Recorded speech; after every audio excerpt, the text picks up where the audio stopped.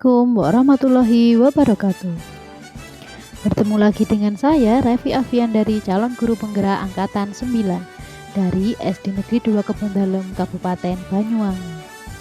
Sebelumnya, saya ingin mengucapkan terima kasih kepada Ibu Neti sebagai fasilitator dan Bapak Jarkoni sebagai pengajar praktik dengan kesabaran yang sangat luar biasa dalam membersamai saya menjalankan pendidikan guru penggerak hingga mencapai pada tahap ini. Kali ini saya akan melakukan aksi nyata modul 1.4, yaitu diseminasi pemahaman dan penerapan budaya positif. Hal yang melatar belakangi saya melakukan diseminasi kali ini adalah sebagai seorang pendidik tentunya mempunyai tanggung jawab menciptakan suatu lingkungan yang positif di mana warga sekolah saling mendukung, saling belajar, saling bekerja sama sehingga terbentuk kebiasaan-kebiasaan yang baik. Dengan tujuan yang pertama membentuk murid yang memiliki kesadaran internal untuk melakukan budaya positif. Yang kedua membiasakan budaya positif di sekolah dengan meyakini nilai-nilai kebajikan universal melalui keyakinan sekolah atau keyakinan kelas. Tolok ukur kegiatan diseminasi ini, yang pertama terbentuknya keyakinan kelas melalui kesepakatan yang dibuat antara guru dengan murid. Yang kedua terdapat poster keyakinan kelas pada masing-masing kelas. Selanjutnya murid menerapkan keyakinan kelas yang telah disepakati bersama. Lalu guru menerapkan segitiga restitusi dengan menyelesaikan masalah. Dan yang terakhir adalah guru menerapkan posisi kontrol sebagai seorang manajer.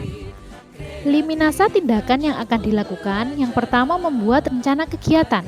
Selanjutnya, saya berkomunikasi dengan Bapak Kepala Sekolah untuk menyampaikan pentingnya penanaman budaya positif dan keyakinan kelas di sekolah serta meminta izin untuk mendiseminasikan kepada rekan guru.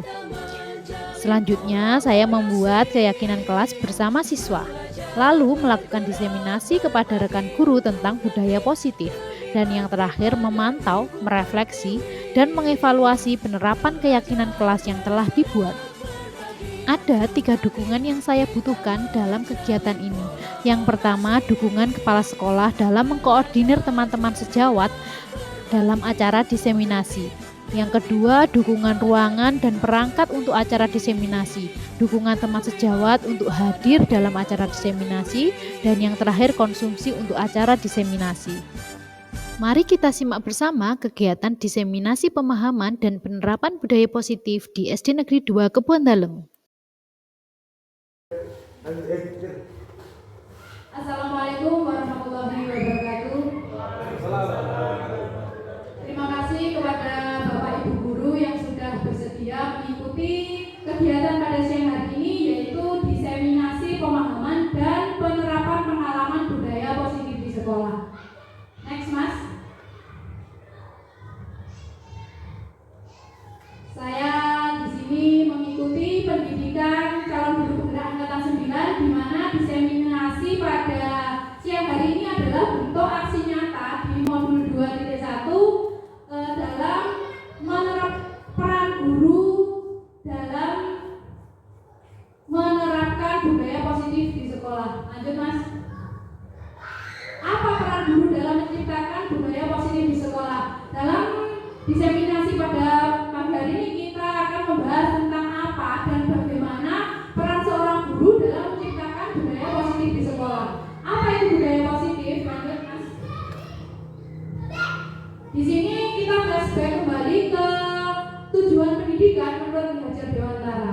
Tujuan pendidikan menurut Ki Hajar Dewantara adalah pendidikan adalah menuntun segala kekuatan kodrat yang ada pada murid agar mereka sebagai manusia dan anggota masyarakat dapat mencapai keselamatan dan kebahagiaan setinggi-tingginya. Menurut Bapak Pendidikan, yaitu mencita-citakan seorang murid itu nantinya akan mencapai keselamatan dan kebahagiaan setinggi-tingginya untuk dia sendiri maupun dia nanti sebagai anggota masyarakat. Apa itu budaya positif?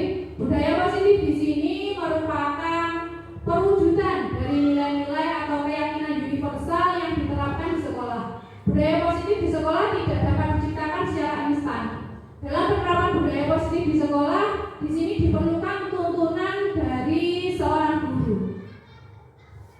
Jadi tugas kita seorang guru itu adalah menuntun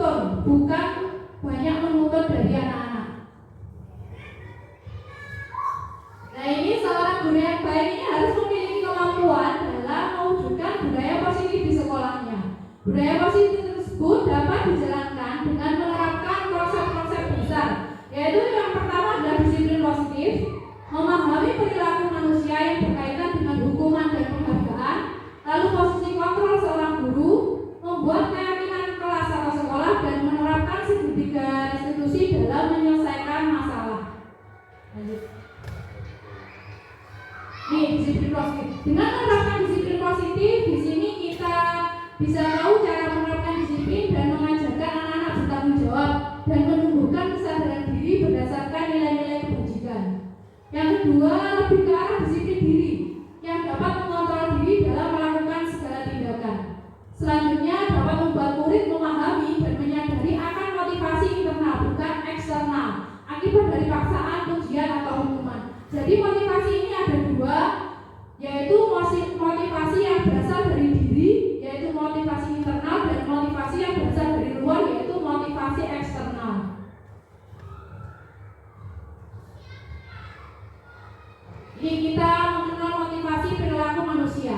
Motivasi perilaku manusia ini sebenarnya ada tiga, yaitu yang pertama untuk menghindari ketidaknyamanan atau hukuman, kedua untuk mendapatkan imbalan atau penghargaan dari orang lain. Kita mengenal dulu kedua motivasi ini yang disebut motivasi eksternal. Kenapa disebut motivasi eksternal?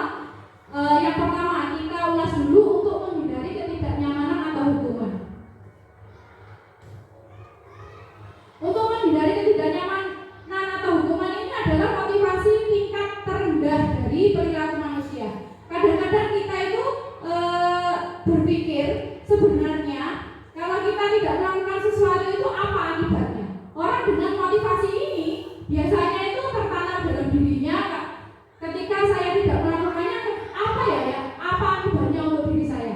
Misalkan contoh, ketika kita tidak memakai helm atau kita memakai helm, apa tujuan kita memakai helm? Biasanya orang itu kalau memakai helm, kalau dalam pikirannya itu begini, saya itu memakai helm karena saya takut terkena polisi. Itu adalah bentuk dari motivasi eksternal. Tetapi kalau kita memakai helm, tujuan kita itu untuk keselamatan diri kita sendiri, itu adalah motivasi internal. Yang kedua, untuk mendapatkan imbalan atau penghargaan dari orang lain.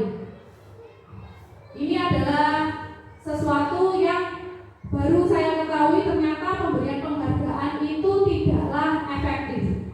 Karena apa? Ternyata pemberian penghargaan itu bisa merusak hubungan di antaranya.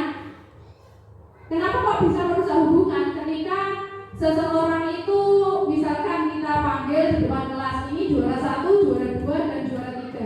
Ternyata anak-anak yang tidak mendapatkan juara itu, dia akan merasa bahwa dirinya iri dengan orang lain.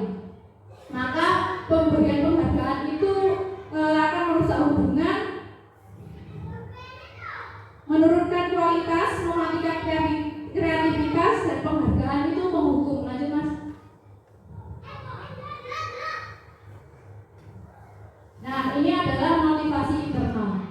Orang yang melakukan motivasi untuk menjadi pribadi yang mereka inginkan dan menghargai diri sendiri dengan nilai-nilai yang mereka percaya.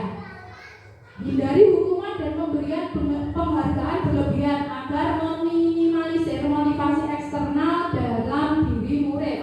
Lanjut, ini dihukum oleh penghargaan. Ternyata penghargaan yang selama ini kita berikan ke murid ini adalah sesuatu yang kurang efektif karena memberikan pengaruh jangka pendek dan jangka panjang. Ketika seseorang melakukan sesuatu untuk diberi hadiah, nanti kalau kamu bisa ini, saya beri ini.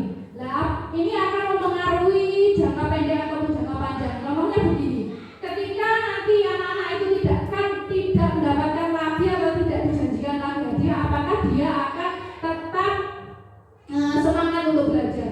Biasanya begitu. Alah, wong ora ada hadiah ya. Jadi anak-anak itu akan memberikan pengaruh jangka pendek atau jangka panjang.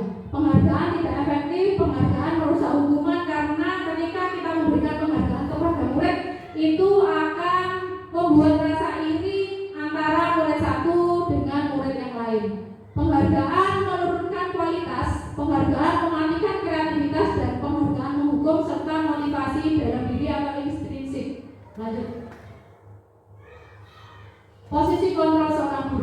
Kita sebagai seorang guru ternyata mempunyai 5 posisi kontrol. Yang pertama itu penghukum, kedua pembuat rasa bersalah, ketiga sebagai teman, keempat sebagai pemantau, dan kelima sebagai manajer. Posisi penghukum ini adalah posisi terendah seorang guru. Ternyata hukuman itu tidak efektif diberikan kepada anak. Hukuman itu hanya akan membuat rasa takut, dan ketika kita selesai memberikan hukuman kepada anak-anak, kita pasti dihantui rasa bersalah.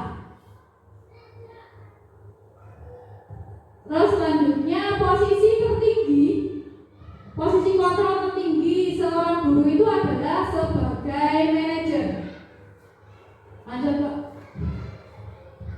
Nih, kalau kita memposisikan diri sebagai manajer, ketika ada sebuah kasus, ini guru berdialog bersama murid, mempersilahkan murid mempertanggungjawabkan perilakunya dan mendukung murid agar dapat menemukan solusi atas permasalahannya sendiri. Posisi manajer mengacu pada restitusi yang dapat menjadikan murid sebagai manajer bagi dirinya sendiri sehingga tercipta identitas berhasil pada diri murid. Lanjut Pak. Ini keyakinan kelas. Keyakinan kelas di sini peran guru dalam mewujudkan terbentuknya keyakinan kelas dengan adanya kesepakatan antara guru dan murid. Jadi kita tidak lagi memberlakukan sebuah peraturan. Peraturan itu diganti dengan sebuah keyakinan yang tertanam dalam diri murid. Misalkan kata jangan membuang sampah sembarangan, itu adalah sebuah peraturan. Tapi ketika kita break out ke sebuah keyakinan, kata-katanya bisa berubah menjadi menjaga kebersihan gitu. Keyakinan sekolah atau kelas berupa pernyataan universal yang mudah diingat, dipahami, dan harus diterapkan dalam lingkungan sekolah. Lanjut Pak. Ini keyakinan kelas. Ketentuan dalam pembentukan keyakinan kelas. Yang pertama, keyakinan kelas ini bersifat abstrak daripada peraturan yang lebih rinci dan konkret, berupa pernyataan-pernyataan universal. Pernyataan keyakinan kelas berupa kalimat positif, tidak terlalu banyak sehingga mudah diingat dan dipahami oleh warga kelas. Sebaiknya disesuaikan dengan lingkungan atau keadaan di kelas. Semua warga kelas hendaknya ikut berkontribusi dalam pembuatan keyakinan kelas melalui curah pendapat, meninjau kembali keyakinan kelas dari waktu ke waktu atau refleksi. Jadi keyakinan kelas ini dibuat berdasarkan kesepakatan antara guru dan murid. Bukan hanya guru saja yang membuat peraturan, tapi anak-anak dilibatkan dalam membuat sebuah keyakinan yang nantinya diyakini menjadi sebuah nilai-nilai kebajikan yang ada pada diri anak. Lanjut Pak. Nih, segitiga restitusi dalam menyelesaikan masalah. Guru yang berperan sebagai manajer menggunakan segitiga restitusi dalam menyelesaikan masalah melalui 3 tahapan, yaitu menstabilkan identitas, validasi tindakan yang salah, dan menanyakan keyakinan. Tujuannya adalah menghasilkan murid yang mandiri dan bertanggung jawab. Lanjut Pak. Sekarang mari kita saksikan bersama-sama video posisi penghukum. Suaranya.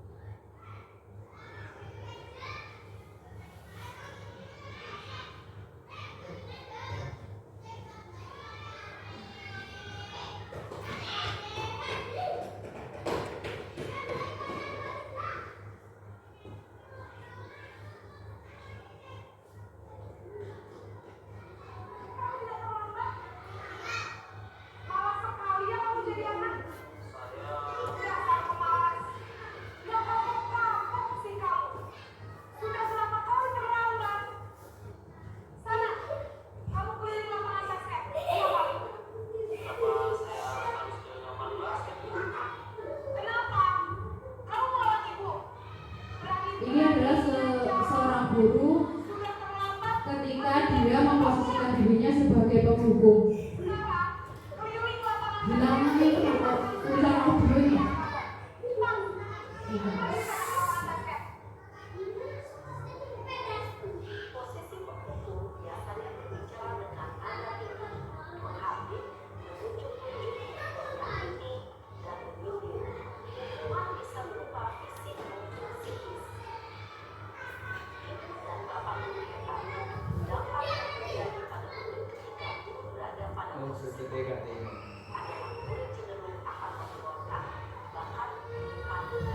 Tanpa posisi penghukum di sini, murid menjadi pendendam dan tidak menyukai guru tersebut. Ini adalah posisi guru pembuat rasa bersalah.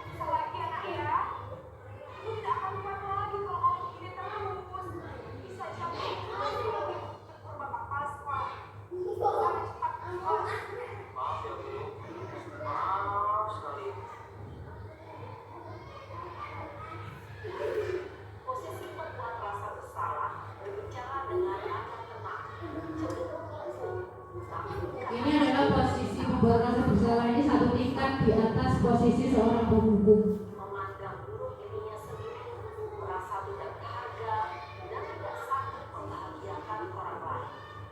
Ketika seseorang di posisi membuat rasa bersalah, akan menganggap dirinya yang bersalah, dan ia akan menyimpan emosi negatif tersebut di dalam dirinya.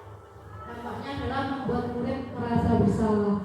Ini adalah posisi guru sebagai teman satu tingkat di atas posisi guru sebagai membuat rasa bersalah.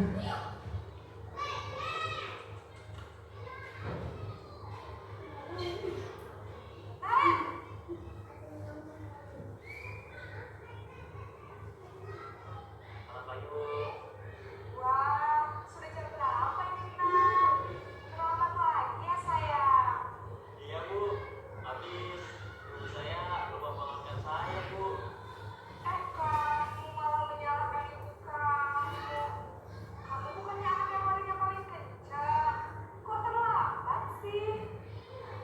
Iya Bu, saya memang salah bangun tadi. Jadi biarpun saya lari kencang, tetap gak kejar Bu. Ya sudah sana. Nanti lain kali larinya lebih kencang lagi ya. Biar gak terlambat lagi. Bikin senang ibu.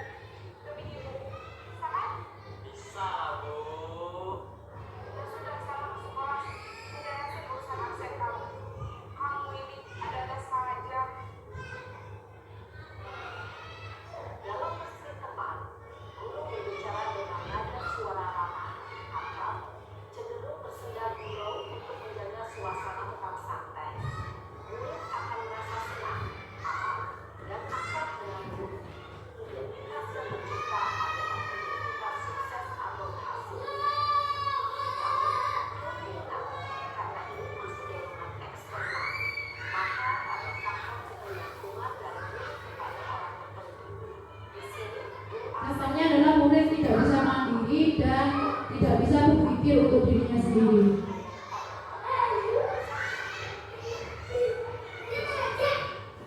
Ini adalah posisi pemantau atau monitor.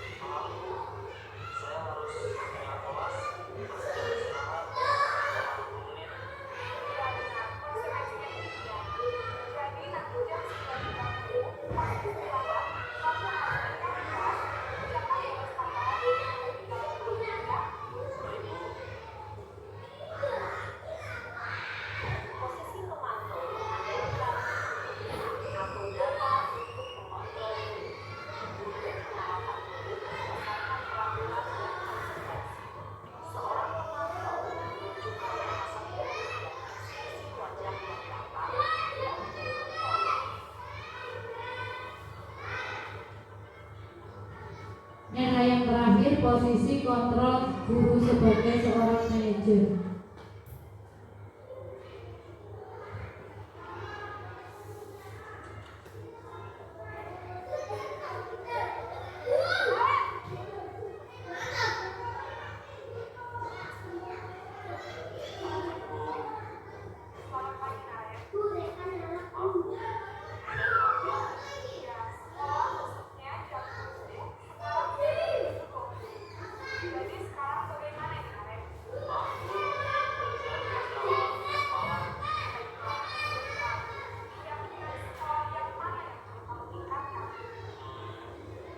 Menghargai diri sendiri dan orang lain juga, Bu.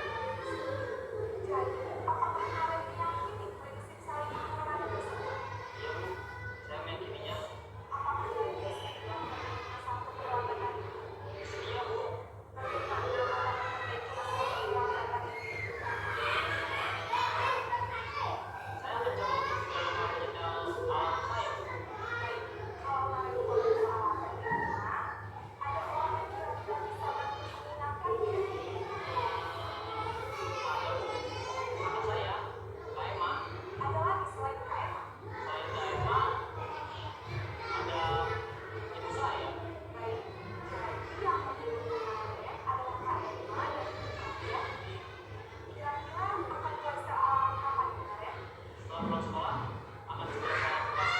Baik, jadi kalian akan secara alami untuk bangun besok pagi dan akan diingatkan oleh kakak dan ibu kalian. Ada lagi yang agar tidak terlambat bangun lagi. Tidak ada, Bu. Baik, ya. Terima kasih untuk kesamaan kami. Sekarang kami kembali ke kelas belajar. Terima kasih. Posisi manajer adalah posisi kontrol yang disarankan untuk Posisi manajer ini adalah sebuah posisi kontrol yang sangat disarankan untuk seorang guru. dapat memecahkan masalah. Tujuan dari posisi ini adalah agar murid dapat mendeteksi atas tindakan Stop. guru akan terus memberikan kalian Lanjut, Mas. sehingga membuat murid dapat belajar. Harapannya ini murid jadi mandiri dan percaya diri dan dapat memecahkan masalah. Ibu dan bapak guru hebat setelah mengalami adegan kelima posisi kontrol baru. Kira-kira posisi mana yang paling ideal? Posisi mana yang dapat Ya.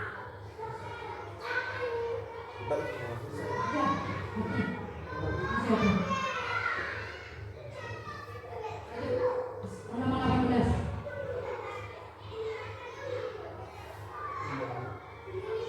Lagi.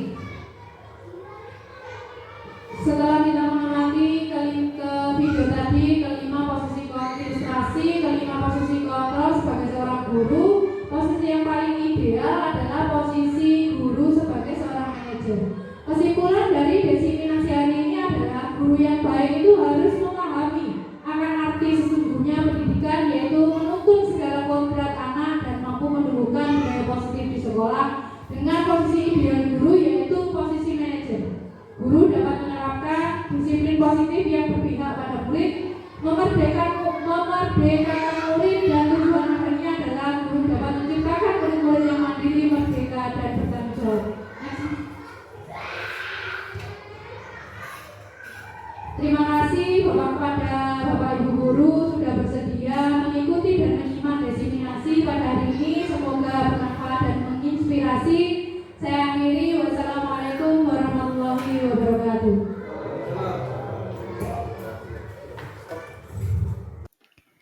Video berikut ini adalah pemahaman kepada siswa dengan pembentukan keyakinan kelas.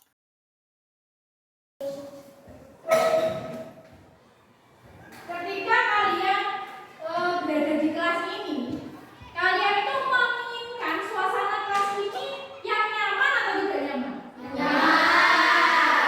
Suasana kelas seperti apa yang membuat diri kalian nyaman?